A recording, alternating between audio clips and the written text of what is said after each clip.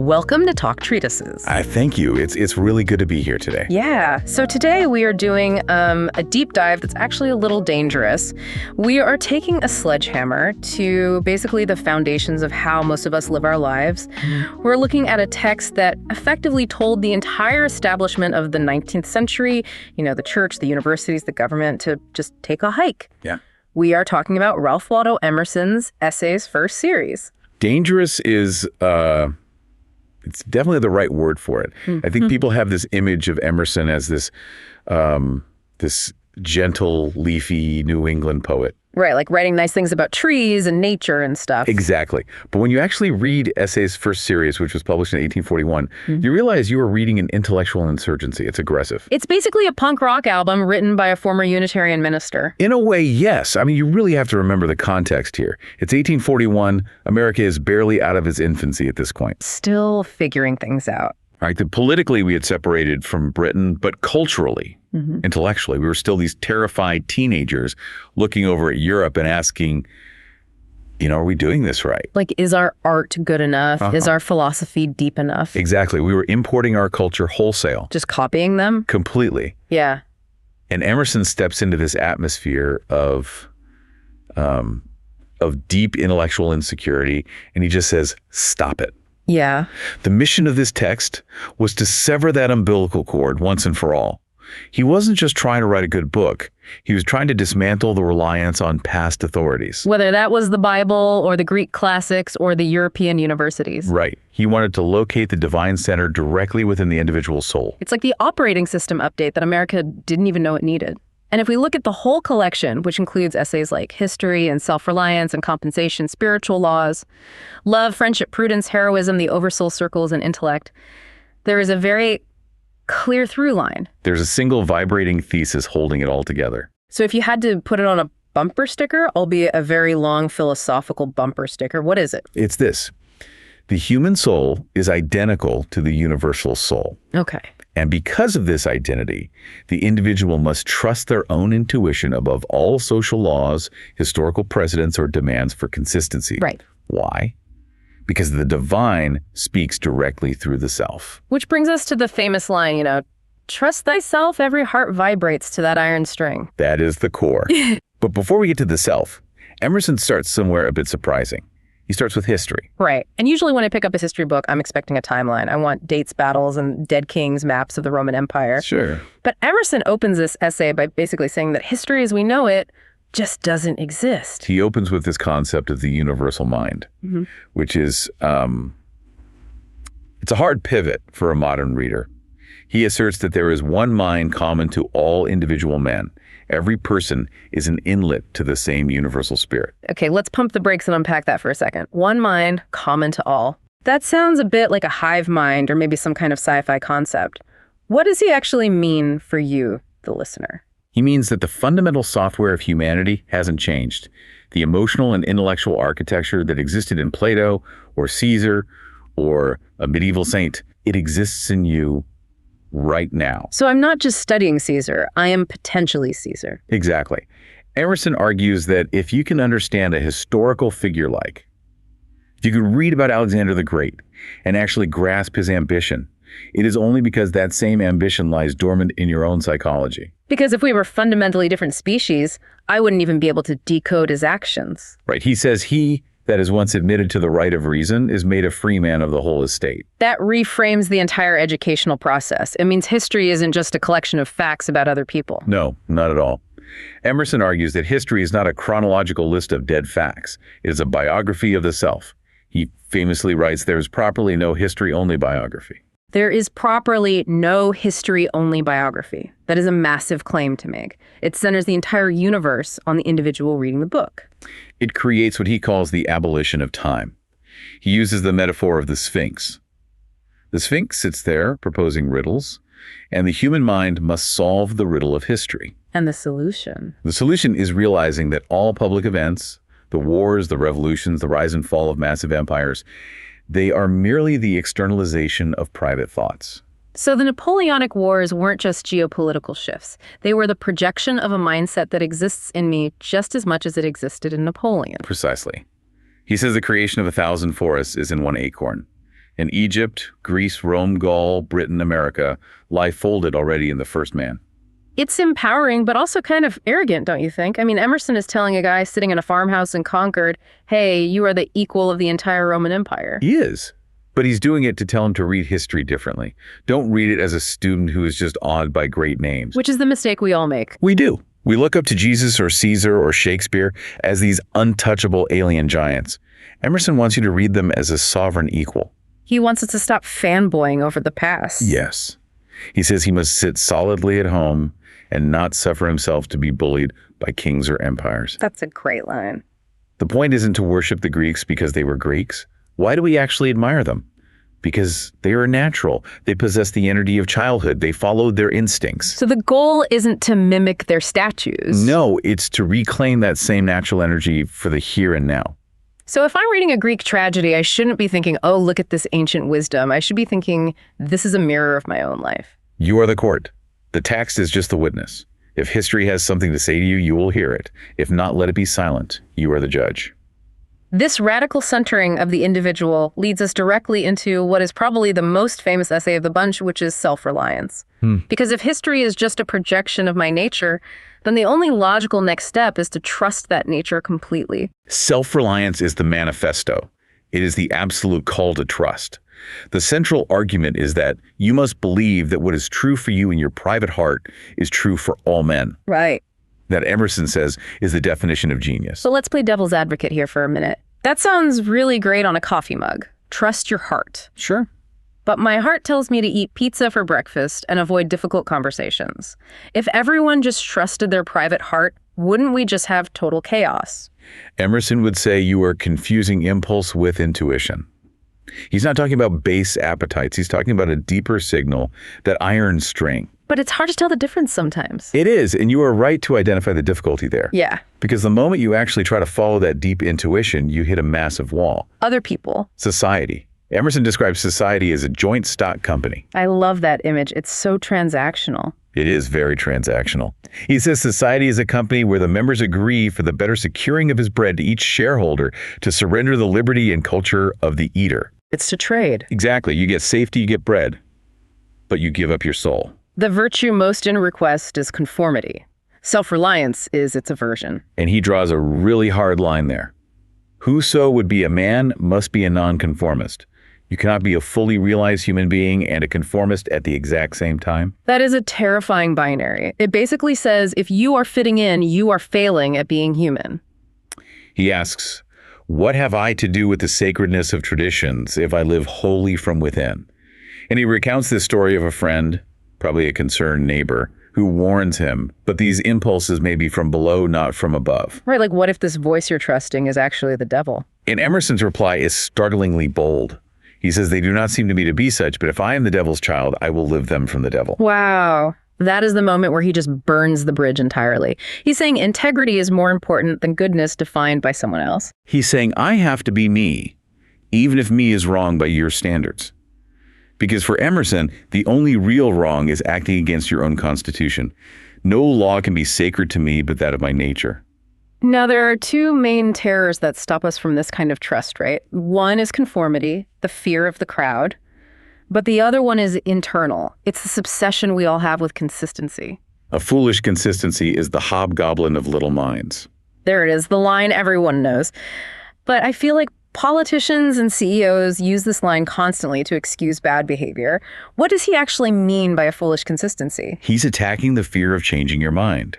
He's talking about how we drag around the corpse of our memory. The corpse of our memory. Yes, we were afraid to say something new today because it contradicts what we said last week, and we don't want to look unreliable to other people. We treat our past opinions like they're legally binding contracts. And Emerson says, tear them up. Speak what you think today in hard words, and tomorrow speak what tomorrow thinks in hard words again, though it contradict everything you said today. But if I do that, people will think I'm crazy. Or at least they won't understand me at all. And Emerson says, so what? Is it so bad then to be misunderstood? He lists the roll call of history. Pythagoras was misunderstood, Socrates, and Jesus, and Luther, and Copernicus, and Galileo, and Newton. To be great is to be misunderstood. Because if you are actually listening to the oversoul, this divine intuition, You are by definition seeing something the crowd doesn't see yet. Exactly. If you are navigating by a star that only you can see, your path is going to look completely erratic to everyone else around you. He compares it to a ship tacking against the wind. Up close, the ship is zigzagging left, right, left. But from sufficient distance, it's a perfectly straight line to the destination. It's the difference between the reliability of a machine and the authenticity of a living, breathing thing. And this extends to how he views institutions, too. He argues that an institution, whether it's the Protestant church or a political party or a massive social movement, is essentially just the lengthened shadow of one man. The Reformation is just Luther's shadow. Methodism is Wesley's shadow. The problem arises when we worship the shadow instead of the light that cast it. We get obsessed with the rules Luther wrote down rather than doing what Luther actually did. Which was to listen to his own soul and defy the establishment. Right. Emerson wants us to become the light, not just stand in the cooling shade of the past. So we have this self-reliant individual. They are ignoring history's pressure, they are ignoring society's pressure, and they are ignoring the pressure to be consistent. It sounds like a recipe for a sociopath, honestly. Does he believe there are any consequences for our actions? That is where compensation comes in. This is the physics of his moral universe. He doesn't believe in a judging God sitting on a cloud keeping score. He believes in mechanical cause and effect. Universal dualism. Polarity. Darkness and light heat, and cold male and female. He argues that this dualism is woven into the very fabric of nature itself. Okay. And the law is this. For everything you have missed, you have gained something else. And for everything you gain, you lose something. There is a price tag on literally everything. The dice of God are always loaded. That sounds a bit cynical, like you just can't win. It doesn't mean you can't win, it means you can't cheat. He argues that humans are constantly trying to separate the sweet from the bitter. We want the sensual pleasure of a vice without the moral degradation. We want the wealth without the labor. We want the shortcut. We want to hack the system. And Emerson says the system cannot be hacked. You cannot have things. You can't have an inside without an outside. He uses the example of the thief, and this is where I actually want to push back on him a bit. He says, the thief steals from himself. Now, if I'm a thief and I steal $1,000 and I don't get caught I have $1,000, how exactly have I stolen from myself? It's a psychological and spiritual theft. Emerson argues that the thief steals his own integrity. By committing the act, he fundamentally alters his relationship with the world. You have to look over his shoulder. He enters a state of constant fear. He loses his transparency. He swindles himself out of the state of being a moral, at peace person. So the punishment isn't going to prison. The punishment is being a thief. Exactly. The punishment and the crime grow out of the exact same stem. You cannot separate them. The gain is apparent and external, the cash.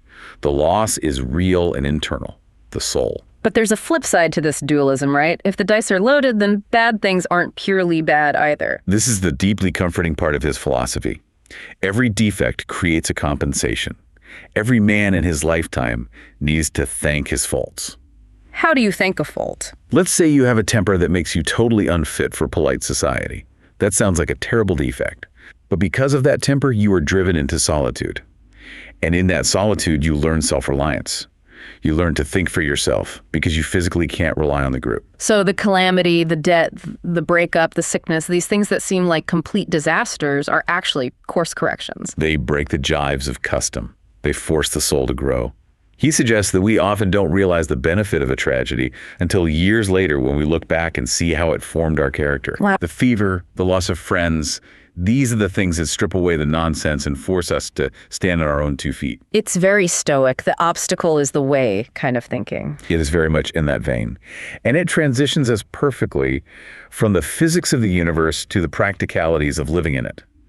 We move to spiritual laws, heroism, and prudence. Spiritual laws felt like a warning shot to me when I read it. It's all about transparency. Human character evermore publishes itself. That is the key line. We think we can hide our true nature behind words or social masks or PR strategies.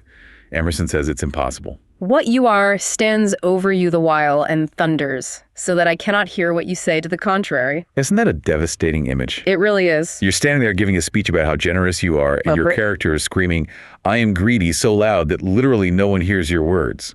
It implies that we transmit our reality almost telepathically. It implies that teaching and influence are not about what you say, but what you are. If you want to teach integrity, you don't lecture people on ethics.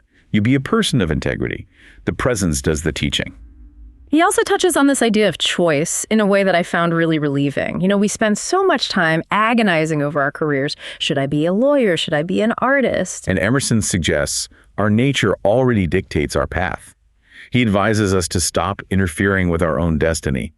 He says we need to lie low in the Lord's power. Lying low. There is a path that is native to you, like a magnetic track. If you stop struggling and trying to mimic what everyone else is doing, you will just slide into it naturally. Which sounds a bit passive, but then you get to the essay Heroism, and it's very clear he doesn't mean sit on the couch and do nothing. Oh, definitely not. Yeah. Heroism is the military attitude applied to everyday civilian life. The hero is the one who can face the truth and remain self-trusting even when the whole world completely disagrees. The hero is not fed on sweets. It's about hospitality of the soul. The hero can face poverty, disgrace, and danger with good humor. It's not just about charging into a literal battle. It's about the bravery to just be yourself when society is actively mocking you. And he gives a very practical, very uncomfortable test for courage. Always do what you are afraid to do. It is a rigorous standard. If you fear the conversation, you have to have it. If you fear the solitude, you must seek it. But Emerson isn't a monk. He's not telling us to just burn our money and go live in a cave. This is why I was surprised by the essay Prudence. It felt almost like he was walking back his own radicalism a little bit. It's not a walk back, it's a necessary counterbalance. He acknowledges we can not only be mystics, we have bodies and we have bills to pay. You can't be a great philosopher if you die of starvation. So how does the great transcendentalist pay the rent? He distinguishes between base prudence and high prudence. Base prudence is living just to stay safe, eating to live, working just to hoard money. That is entirely fear-based. And high prudence? High prudence is recognizing that health and wealth are the outmost action of the inward life. You handle your affairs efficiently. You pay the bills, you fix the roof. Not because those things are the ultimate goal, but to clear the deck. You handle the annoyance so it doesn't get in the way of your higher calling. In skating over thin ice, our safety is in our speed. Exactly. Don't dwell on the petty details. Handle them fast, handle them well, and keep moving toward the divine. Keep the momentum. Okay, so we've covered the self, the universe, and the Job. Now we have to talk about people, love, and friendship.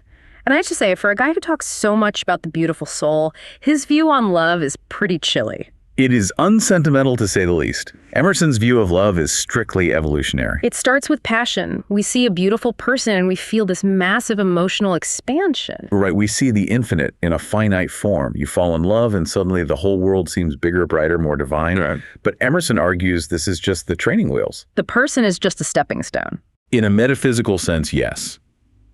The final stage of love is realizing that the person is merely a lens. You don't actually love the person, you love the glimmer of the universal or the divine that happens to be shining through them at that moment. See, if I told my partner I don't love you, I love the universal divine radiance that you are currently channeling, I would definitely be sleeping on the couch. You might be. But Emerson would say we can love nothing but nature. Persons are just vessels. When the vessel no longer conveys that divine truth to you, the relationship naturally shifts. It explains philosophically why we outgrow relationships. It's consistent with his system, I'll give him that. And friendship is similar. He doesn't just want a buddy to drink beer with on the weekend. No, he wants a beautiful enemy. A beautiful enemy. Explain that to the listener. He says friendship requires two contrary elements, truth and tenderness. But he heavily prioritizes truth. He says, I do not wish to please him. I wish that he should wish to please me. That sounds incredibly arrogant on the surface. Dance for me, friend.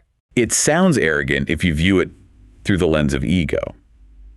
But what he really means is I want my friend to rise to their absolute highest self. I don't want a friend who flatters me or enables my mediocrity. I want a friend who actively challenges me. The friend who pulls you aside and tells you you're better than this. Exactly. The friend who forces you to be true. He talks about the chemical reaction of friendship. You can't force it to happen. It happens when two souls are existing on the same celestial latitude. And the ultimate test of that friendship, according to Emerson, isn't how much you talk or how much you have in common, it's silence. Solitude and company. Can you be as sincere with this person as you are when you're completely alone? Can you drop the social mask entirely? If yes, that is a true friend. Now we move to the really deep end of the pool, the metaphysics, the oversoul circles and intellect. This is the engine under the hood of everything we've talked about. The oversoul is the concept that ties it all together. He calls it the great nature in which we rest. Think of it like the atmosphere. We all breathe the exact same air. Or to use a modern analogy, it's like a cloud server. We are all individual terminals, laptops, phones, but we are all logging into the exact same mainframe. That is a perfect way to visualize it. The oversoul is the mainframe. Within man is the soul of a whole, the wise silence, the universal beauty. And this explains why he thinks we can trust our intuitions so absolutely.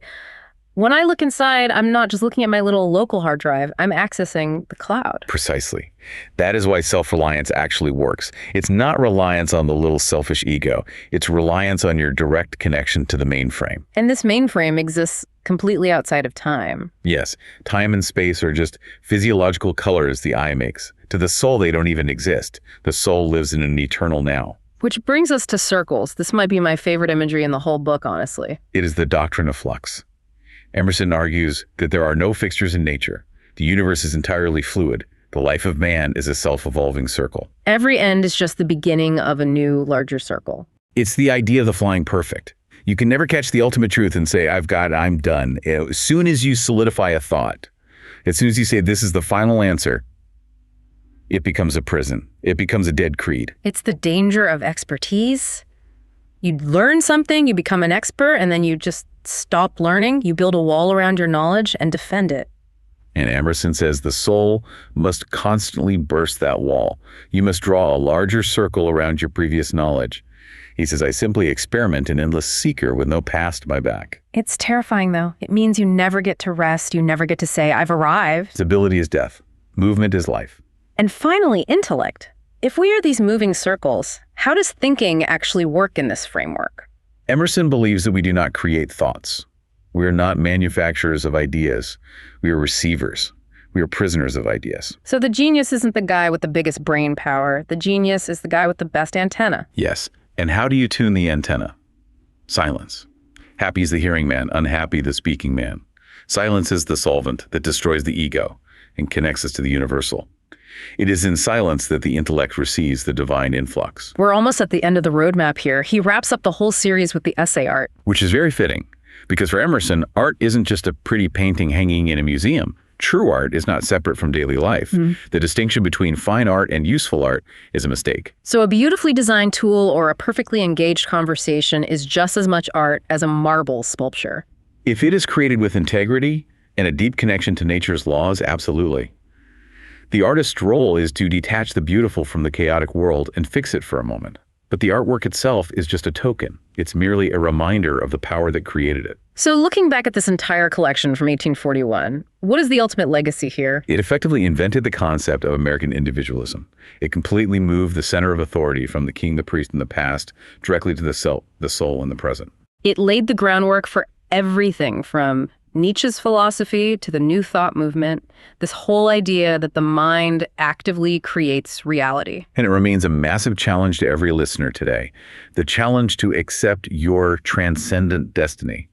To stop looking for answers on Google or in the news or even in your parents' advice, and to start looking within. Trust thyself. It sounds so simple, yet it might actually be the hardest task in the world. Indeed it is. And now, to test the structural integrity of these ideas, we move to our thought experiments segment. Disclaimer, these scenarios are for entertainment and educational purposes only. Let's see if the philosophy actually holds up when we push it off a cliff. Experiment number 1.